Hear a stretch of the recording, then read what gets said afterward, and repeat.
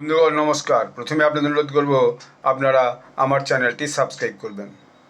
President Trump মনে হচ্ছে Venezuela দখলই করবেন, এরকম একটা অবস্থা। কিছুদিন আগেই তিনি একটা মস্ত বড় নেভাল ফ্লিটকে ভেনেজুয়েলার একদম সমুদ্র তীরে পাঠিয়ে দিয়েছেন এবং ভেনেজুয়েলা থেকে যত সমস্ত জাহাজ এবং নৌকা বিভিন্ন কাজে অন্য দেশে যায়, বড় নৌকা, সেগুলোকে, ছোট জাহাজ, সেগুলোকে সমুদ্রে আটকাচ্ছে এই নেভাল ফ্লিট। এবং এর মধ্যে দেখা গেল কি, গত 10ই ডিসেম্বর ভেনেজুয়েলা একটা অয়েল ট্যাঙ্কার, সে অয়েল ট্যাঙ্কারকে ব্লকেড করে দেওয়া হলো আমেরিকান ট্রুপের পক্ষ থেকে।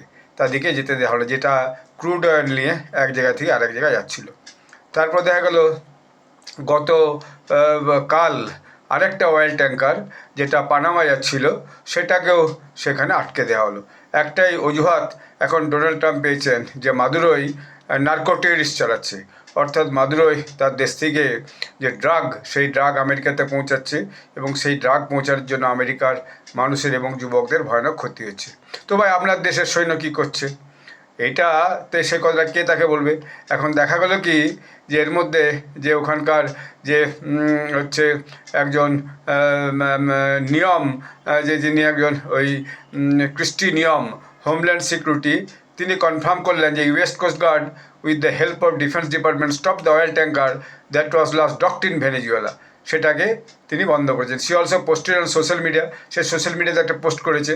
সেই নিয়ম সে বলছে, the United States will continue to pursue the illicit movement of sanctioned oil that is use to fund narco terrorism in the region.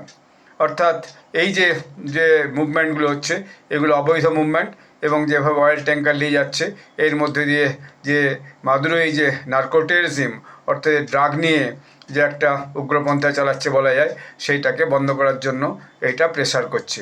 এবং the action was a concerted boarding with the tanker topic virtually and allowing US forces to board it, according to US official who was not authorized to comment publicly and spoke on the condition of anonymity. অর্থাৎ একজন যে US military ফোর্সের লোক, সে বললো আমার নাম বলবেন না, তাহলে আমি বলছি যে এটা কনসেন্টেড বোর্ডিং, অর্থাৎ আমরা সেই জাহাজের মধ্যে গেছি এবং যে খোঁজখবর করছি কী হয়েছে না হয়েছে। পেন্টাগন এটা অফিসিয়ালি রেসপন্ড করেছে যে এরকম একটা কিছু করা হয়েছে। এখন এইটা ডোনাল্ড ট্রাম্পের কি একটা সেটা বোঝা মুশকিল, যেহেতু ডোনাল্ড ট্রাম্প ভূমিগতভাবে ভেনেজুয়েলা আক্রমণ করতে পারবে না, তাকে হচ্ছে যে কংগ্রেসের পারমিশন নিতে, যদি তিনি বলেছেন আমার পারমিশনের কোনো দরকার নেই। তো ভেনেজুয়েলার উপর এরকম ডোনাল্ড ট্রাম্প কেন খড়গহস্ত, এটা বোঝাই বড় মুশকিল। ধন্যবাদ।